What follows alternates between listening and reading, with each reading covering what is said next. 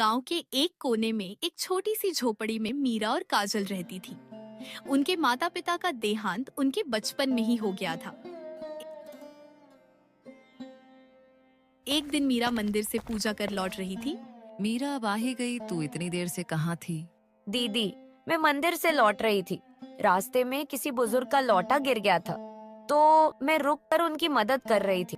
अरे, इस दुनिया में आजकल कौन किसकी मदद करता है? सब अपने मतलब के लिए जीते हैं। तू भी क्या बेवकूफी कर रही थी? माँ हमेशा कहती थी दीदी, मदद करने से कभी नुकसान नहीं होता। किसी का बोझ थोड़ा हल्का कर दो तो ऊपर वाला हमारा बोझ भी हल्का कर देता है। हाँ मीरा, पर अब इस दुनिया में तेरी माँ जैसी बातें कहाँ सुनने को मिलती हैं।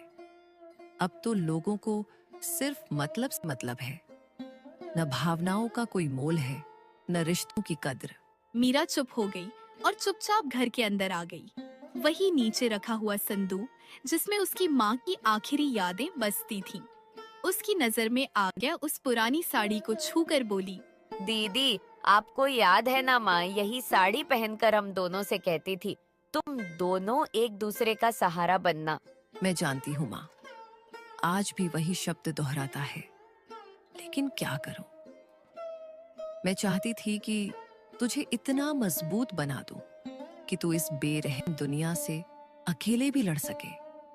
मैंने चाहा कि तू कभी भी टूटे नहीं, चाहे हालात कैसे भी हों। नहीं दीदी, तू गलत सोच रही है। मैं कमजोर नहीं हूँ, मैं तो तेरी सबसे बड़ी ताकत हूँ। अगर मैं तेरे साथ हूँ ना, तो दुनिया की कोई भी ताकत तुझे कभी झुका नहीं सकती। यह सुनकर काजल बहुत ही खुश हो जाती है। तभी उनके घर की ओर उनके 3 रिश्तेदार आते हैं, जिसमें एक उनके चाचा और एक चाची और एक उनका लड़का श्यामू होता है। अरे काजल बिटिया, कैसी हो? ठीक ठाक हो ना? हाँ चाचा, जैसे तैसे जी रहे हैं। ठीक कैसे रह सकती हो भला इस टूटी झोपड़ी में? अगर तुम समझदारी दिखाती और अपने हिस्से की जमीन हमारे नाम कर देती तो आज हमारे पक्के मकान में रहती आराम से। हमें आपकी रहमदिली की कोई जरूरत नहीं है चाचा। हम अपनी जमीन खुद जोड़ेंगे, अपनी मेहनत से अपना गुजर बसर करेंगे। किसी के सामने हाथ फैलाने की आदत नहीं है हमें। गुजर बसर, वो भी तुम औरतें? खेत जोतना बच्चों का खेल नहीं है, ये तो मर्दों का काम है और तुम जैसियों से तो ना हो पाएगा। क्यों नहीं होगा चाचा? जो मर्द कर सकते हैं वो औरतें भी कर सकती हैं। हौसले हो तो कोई काम मुश्किल नहीं होता। ठीक है, ठीक है, कर लो कोशिश, लेकिन याद रखना, एक दिन जब भूख से पेट जलने लगेगा और हालात तोड़ देंगे तुम्हारा घमंड, तब खुद चलकर हमारे पास आओगी। इतना बोलकर तीनों वहाँ से चले जाते हैं। दीदी, माँ की साड़ी मैंने बड़े प्यार से संभाल कर संदूक में रख दी है, कहीं धूल गंदगी से खराब ना हो जाए। अच्छा किया, मीरा माँ की यादें हमारे लिए बहुत अनमोल हैं। और हाँ दीदी, कल गांव में बड़ी पूजा है ना, हम दोनों चलेंगे ना? सब जाएंगे, खूब रौनक होगी। नहीं मीरा, हम नहीं जाएंगे। क्यों दीदी? पूजा है, शुभ काम है, इसमें कौन सी बुराई है? और फिर हम किसी से डरते भी तो नहीं है।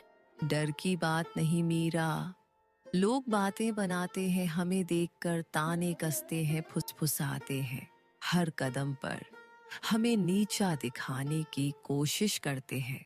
तो क्या हुआ दीदी, हम कब तक दुनिया के डर से छुपते रहेंगे? हम भी इंसान हैं, हमें भी हक है जीने का, पूजा करने का। मीरा, तुम्हें पूजा करनी है तो यहीं कर लेना, अपने आंगन में, अपने भगवान के सामने, लेकिन वहां गांव वालों के बीच मत जाना। ये दुनिया वाले हम जैसे बेसहारा लोगों को जीने नहीं देते। ठीक है दीदी, जैसे आप कहें, हम अपने आंगन में ही पूजा करेंगे। भगवान सब देख रहे हैं, एक दिन हमारी भी सुनवाई होगी। दोनों बहनें खाना खाकर सो जाती है। सुबह होते ही दोनों बहनें अपने खेत की ओर जाती है, जहां उन्होंने कुछ सब्जियों बोल रखी थी। दीदी देखो ना, ये सब्जियां बेचकर तो हमारा कुछ दिन का गुजर बसर हो ही जाएगा। भगवान चाहेगा तो बरसात तक का इंतजाम हो जाएगा। हाँ मीरा, मेहनत कभी खाली नहीं जाती, पर अगर कुछ कम पड़ गया तो क्या दीदी, अगर सब्जियों से काम नहीं चला तो मैं कपड़ों की सिलाई कर लूंगी, याद है ना? माँ ने मुझे बचपन में सिलाई करना सिखाया था। मैंने बड़ी बारीकी से सीखा था। कम से कम 2-4 जोड़ी कपड़े तो अच्छे से सी सकती हूँ। नहीं मीरा, जब तक मैं हूं तब तक तुम्हें कोई दर दर भटकने की जरूरत नहीं। तुम सिलाई का काम तभी करोगी जब घर पर बैठकर कर सको, किसी के आगे पीछे नहीं। पर दीदी, मेहनत में कैसी शर्म, और फिर हम अपना हक मांग तो नहीं रहे, अपनी मेहनत से ही तो जीना चाहते हैं। मैं जानती हूँ मीरा, लेकिन दुनिया बड़ी बेरहम है। औरतों की मेहनत को भी ताने बना देती है। इसलिए जो भी करना अपने सम्मान के साथ करना। और दीदी, बाबूजी ने तो मुझे घड़ी बनानी भी सिखाई थी ना। छोटी छोटी घड़ियां जोड़ना, उनके कांटे ठीक करना, सब कुछ आता है मुझे। चाहो तो मैं गांव के बाजार में बैठ सकती हूँ, लोगों की घड़ियां ठीक कर दूंगी, पैसे भी आ जाएंगे। तू तो सच में 1000 हुनर वाली निकली मीरा। बस अब हमें अपनी मेहनत पर भरोसा करना है, दूसरों के एहसान नहीं। अपने हाथों की कमाई से अपना घर बस। मीरा और काजल कुछ देर खेत पर बातें करते हैं। उसके बाद अपने घर जाकर कामकाज में जुड़ जाते हैं। जैसे ही रात होती है, दीदी, माँ बाबूजी के बिना ये रातें कितनी भारी लगती हैं, जैसे कोई बोझ हर वक्त सीने पर रखा हो। पहले जब अंधेरे में डर लगता था तो बाबूजी की आवाज कानों में गूंजती थी, डर मत बेटा, हम हैं ना। अब तो वो आवाज भी कहीं खो गई है। हाँ मीरा, जब तक माँ बाबूजी थे ना, जाने कितनी परेशानियां आई, लेकिन एक हिम्मत थी, एक भरोसा था कि कुछ भी हो वो हमारे साथ है। उनकी मौजूदगी ही जैसे हमारी ढाल थी। अब तो वो ढाल भी नहीं रही। सब कुछ तो बदल गया दीदी, वही दीवारें, वही कमरा, लेकिन अब सब सूना लगता है। जैसे हर कोना हमें घूरता है, पूछता है अब क्या करोगी। कभी लगता है कि इस घर की दीवारें भी अब सिसकती हैं। हाँ मीरा, अब हम ही एक दूसरे की ताकत है, चाहे हालात जैसे भी हों, लेकिन माँ बाबूजी का नाम रोशन करना है। चल अब सो जा। मीरा और काजल दोनों खेत की ओर जाती है। दीदी, हमारे खेत पर खोटी किसने गाड़ी? यह खूंटी तो पहले यहाँ नहीं थी। हाँ मेरा, मेरी भी यही समझ में नहीं आ रहा। तभी मीरा और काजल के चाचा जी और चाचा और उनका बेटा आ जाता है। चाचा जी, ये क्या कर रहे हैं आप? आपने हमारे खेत पर हल क्यों चलवाया बिना पूछे? हमारे खेत पर आकर काम कैसे करने लगे? अरे काजल बिटिया, तू क्यों तमतमा रही है? मैंने सोचा अब तुझसे ये खेत संभलता नहीं। इतनी बड़ी जिम्मेदारी अकेली लड़की के बस की नहीं होती, तो क्यों ना मैं ही मदद कर दूं। मुझे आपकी किसी मदद की जरूरत नहीं है चाचा जी। ये खेत मेरा है, बाबूजी की आखिरी निशानी है, और मैं इसे अपना खून पसीना देकर सींचूंगी। आपसे न कहा, न कभी कहूंगी कि मेरे खेत में हाथ लगाइए। अरे इतनी तेज क्यों बोल रही है? भूल गई क्या ये जमीन आधी हमारी भी है? कमल भाई ने जाते जाते कागजों में हमारा नाम भी लिखवाया था। अब अगर तू नहीं मानेगी तो कानून अपना काम करेगा। ये झूठ है, सब झूठ। मेरे बाबूजी कभी ऐसी गलती नहीं कर सकते। उन्होंने अपने पसीने से इस जमीन को सींचा है और मुझे सौंपा है। आप जैसे चालाक लोगों को नहीं। आप लोगों ने धोखे से दस्तखत करवा लिए होंगे, लेकिन सच कभी नहीं छुपता। अरे बिटिया, सच और झूठ का फैसला अब अदालत करेगी, और जब फैसला हमारे हक में होगा ना, तब तेरी ये अकड़ भी मिट जाएगी। देख लेना चाचा, जिस मिट्टी में मेरे बाबूजी की रूह बसी है, उसे मैं किसी भी हालत में नहीं जाने दूंगी, चाहे मुझे अकेले लड़ना पड़े। मैं लड़ूंगी, ना कानून से डरूंगी, ना आपसे। और अगर इंसाफ में थोड़ा भी दम है तो ये खेत हमेशा मेरा रहेगा। बहुत बड़ी बड़ी बातें कर रही है काजल। चलो देखते हैं इस जिद में कितना दम है। हम तो जा रहे हैं, लेकिन अगली बार जब आएंगे तो कानून का कागज साथ लाएंगे, और तब तुझे खाली करना ही पड़ेगा। इतना बोलकर वह वहाँ से चले जाते हैं। दीदी, आपने सुना ना चाचा जी क्या कह कर गए हैं? अगर सच में जमीन के कागज उनके पास हुए तो क्या हमें ये जमीन छोड़नी पड़ेगी? मैं सोच भी नहीं सकती कि बाबूजी की दी हुई ये विरासत हमसे कोई छीन ले। तू ऐसी बातें सोच भी मत। ये जमीन हमारी है, हमारे बाबूजी की मेहनत की पहचान है चाचा जी। जैसे लोग बस धमकियां देते हैं, हक नहीं छीन सकते। तू बस खुद पर भरोसा रख। लेकिन दीदी, अगर वो सच में कुछ कागज दिखा दें, तो अगर अदालत में चले गए तो हम तो अकेले हैं, ना कोई वकील है ना पैसा। इस गांव में एक चीज अब भी जिंदा है, इंसाफ। और जब तक मुखिया जी जैसे समझदार लोग हैं, हमें डरने की कोई जरूरत नहीं। जमीन के असली कागजात हमारे पास है। बाबूजी ने सब संभाल कर रखे थे। बस हम आज ही मुखिया जी के पास चलेंगे और उन्हें सब बताएंगे। आप ठीक कह रही हो दीदी, जब तक हम सच के साथ हैं, हमें डरने की जरूरत नहीं। चलो दीदी, अब और नहीं सहा जाता, हम अभी चलते हैं मुखिया जी के पास। अब फैसला पंचायत करेगी और मैं देखना चाहती हूँ कि किसमें कितना दम है। सुबह होते ही मीरा और काजल चौपाल पड़ जाते हैं। मुखिया जी के पास वहाँ पर उनके चाचा और चाची भी होते हैं। आओ काजल, आओ बेटा। अभी तुम्हारी ही बात चल रही थी। तुम्हारे चाचा जी ने पंचायत में शिकायत दर्ज कराई है। उनका कहना है कि तुम उनके हिस्से की जमीन उन्हें नहीं दे रही हो। नहीं मुखिया जी, ये सरासर गलत इल्जाम है। वो जमीन हमारे बाबूजी ने हमें जीते जी दी थी। उनके दस्तखत वाले कागज हमारे पास है। हमारे चाचा जी अब जबरदस्ती उस जमीन पर कब्जा करना चाहते हैं। झूठ बोल रही है मुखिया जी, जमीन में हमारा भी बराबर का हिस्सा है। कमल भाई ने वो जमीन सिर्फ इसे नहीं, हमें भी नाम करी थी। ये हमें धोखा दे रही है। अगर ऐसा है तो कागजात दिखाओ। पंचायत में बिना सबूत के कोई बात नहीं मानी जाएगी। काजल के पास अगर उसके नाम की वसीयत है तो उसका दावा सही है, और अगर तुम्हारे पास भी कागज हैं तो उन्हें लाओ। पंचायत दोनों पक्षों को सुनेगी। मुखिया जी, मेरे बाबूजी ने जाते जाते यही कहा था, बेटी, ये जमीन तेरे हक की है। तूने मेरा साथ हमेशा निभाया है और उन्होंने अपने हाथों से लिखकर मुझे वो जमीन दी। मैं अपने बाबूजी की आखिरी निशानी किसी के लालच की भेंट नहीं चढ़ने दूंगी।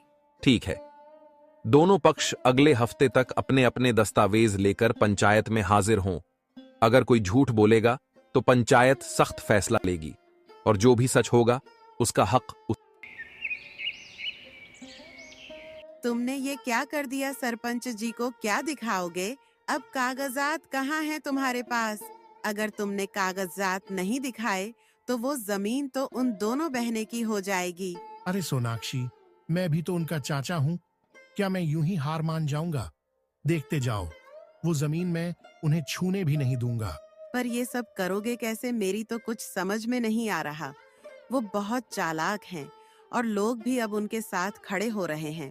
तू बस देखती जा, मैं उनके खेतों में आग लगा दूंगा। जब उनके पास फसल ही नहीं बचेगी तो जमीन किस काम की होगी उनके लिए? क्या तुम उनके खेत जलाने की बात कर रहे हो? ये तो बहुत बड़ा कदम है। बड़ा कदम ही तो उठाना पड़ेगा सोनाक्षी।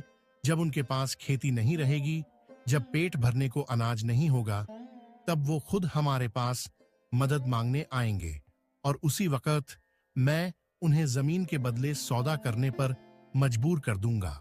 उसी रात जब सारा गांव गहरी नींद में डूबा था, राजेश चुपके से दबे पांव काजल के खेतों की ओर बढ़ा। चारों ओर सन्नाटा पसरा था और अंधेरे में उसकी आंखों की चमक उसकी नीयत बयां कर रही थी। मौके का फायदा उठाकर वह खेत में घुसा और पल भर में आग लगाकर वहां से गायब हो गया। उसके जाते ही तभी खेत पर बारिश पड़ जाती है, जिसके कारण उनकी फसल बिल्कुल भी खराब नहीं होती। मीरा और काजल दोनों अपने खेत की ओर देखते हैं तो उनकी फसल बिल्कुल ठीक होती है। दीदी, आपको नहीं लग रहा कि हमारी फसल में किसी ने रात को जानबूझकर आग लगाई थी? ऐसे तो अपने आप आग लगने का सवाल ही नहीं उठता। हाँ मीतू, मुझे भी कुछ ऐसा ही लग रहा है। ये कोई इत्तेफाक नहीं हो सकता, लेकिन भगवान का लाख लाख शुक्र है कि रात को बारिश हो गई, वरना तो सारी मेहनत राख हो जाती। बिल्कुल दीदी, अगर बारिश नहीं होती तो हमारे बच्चों का पेट कैसे भरता? पूरे साल की मेहनत पर पानी फिर जाता। देख मीतू, दुनिया वाले कितने भी हमारे खिलाफ साजिश रच ले, हमारी तरक्की से जले, लेकिन ऊपर वाला सब देख रहा है, वो हमारे साथ है। जब नीयत साफ होती है ना, तो किस्मत खुद रास्ता बना लेती है। वहीं दूसरी ओर काजल के चाचा और चाची की फसल का गला जितना भी रखा था वह सब चौहान ने खा लिया था। यह देखकर उन्हें बहुत दुख हुआ और उन्हें काफी नुकसान हुआ। ये तुमने क्या कर दिया भाग्यवान। हम तो मीरा और काजल के खेत में आग लगाने गए थे ताकि हमारी फसल बिके और उनका नुकसान हो जाए, लेकिन अब देखो उनके खेत को तो कुछ भी नहीं हुआ, उल्टा हमारा राशन वाला गोदाम, उसके तो सारे गेहूं चावल चूहे खा गए। अरे हाँ, मैं भी यही सोच रही हूँ। हमने दूसरों का बुरा चाहा और अपने ही सिर पर आफत आ गई। अब बताओ खाएंगे क्या, घर में अनाज तक नहीं बचा। और वो जो कर्ज सेठ गजानन से लिया था, उसका ब्याज दिन ब दिन बढ़ता ही जा रहा है। कहीं वो घर और जमीन भी न छीन ले। सब कुछ तो दांव पर लगा दिया हमने अपनी जलन में। न खुद चैन से जी पाए, न दूसरों को जीने दिया। अब क्या करें? अब तो ऐसा लग रहा है जैसे धरती भी हमें निगल लेगी। एक बात सोच रही थी, क्यों ना काजल से बात करें। अगर वो हमें अपने घर में पनाह दे दे तो कम से कम बच्चों के लिए 2 वक्त की रोटी तो मिल जाएगी। हमारा सिर छिपाने की जगह तो होगी। काजल, जिस लड़की का हमने घर जलाने की कोशिश की, उसी से उम्मीद रखें कि वो हमें आसरा देगी। क्या तुम्हें सच में लगता है कि इतनी बड़ी गलती के बाद भी वो हमें माफ कर देगी? काजल तुम्हारी भतीजी है और मैं जानती हूँ वो दिल की बुरी नहीं है। हो सकता है वो हमारे किए को समझे और दया दिखाए। जब खून का रिश्ता पुकारता है ना, तो कभी कभी दिल पिघल ही जाता है। ठीक है, चलो चलकर उससे माफी मांगते हैं। शायद यही हमारी आखिरी उम्मीद है। अगर वो माफ कर दे तो समझो भगवान ने दूसरी जिंदगी दे दी। काजल बेटी, मुझे माफ कर दे। मैं तुझसे तेरा हक छीनना चाहता था, तेरी जमीन जलाने गया था, लेकिन अब ऊपर वाले ने मुझे मेरी औकात दिखा दी। हमारी अपनी जमीन अब हमारे हाथों से निकलने वाली है और सारी फसल चूहों ने छट कर ली। चाचा जी, आप तो रात हमारे खेत में भी आए थे आग लगाने, पर ऊपर वाले को ना कुछ छिपा होता है, ना वो किसी का बुरा सहेता है। उसी ने बारिश भेज दी जिससे आग बुझ गई, लेकिन आपकी गली में आग लग गई। ये ऊपर वाले का इंसाफ था। हाँ बेटी, तू सही कह रही है। जो दूसरों का बुरा चाहता है उसका भला कैसे हो सकता है? लेकिन अब मुझे अपनी गलती का पूरा एहसास हो गया है। मेरे कर्मों ने मुझे सजा दे दी। तू चाहे तो मुझे ठुकरा सकती है, लेकिन अगर तेरे दिल में थोड़ी सी भी दया हो तो मुझे अपनी जमीन पर काम करने दे, वरना हम बर्बाद हो जाएंगे बेटी। आप चाहे जैसे भी हों, हैं तो मेरे चाचा ही, और खून का रिश्ता नफरत से टूटता नहीं है। आपने गलती की थी, लेकिन आपने उसे स्वीकार भी किया। यही सबसे बड़ी बात है। चलिए चाचा जी, अब हम सब मिलकर मेरी जमीन पर काम करेंगे, उसे फिर से हरा भरा बनाएंगे, और इस बार हमारी मेहनत से इतनी फसल निकलेगी कि हम सिर्फ अपना घर नहीं, पूरा गांव राशन दे सके। कभी भी किसी का बुरा नहीं चाहना चाहिए, क्योंकि जो दूसरों के लिए बुरा सोचता है अक्सर वही बुरा उसके साथ होता है। इंसानियत का असली मतलब यही है कि हम एक दूसरे को समझें, झूठ और फरेब से दूर रहे और सच्चाई व विश्वास के साथ जीवन जिए। एक झूठ भले ही कुछ वक्त के लिए बचा ले, लेकिन एक सच्चा रिश्ता हमेशा कायम रहता है। जब हम दिल से एक दूसरे की भावनाओं का सम्मान करते हैं, तभी दोस्तों, आपको हमारी स्टोरी कैसी लगी? हमें कमेंट करके जरूर बताइए। इस स्टोरी को लाइक और शेयर करें, और हाँ, हमारे चैनल को सब्सक्राइब करना ना भूलें। Thank you.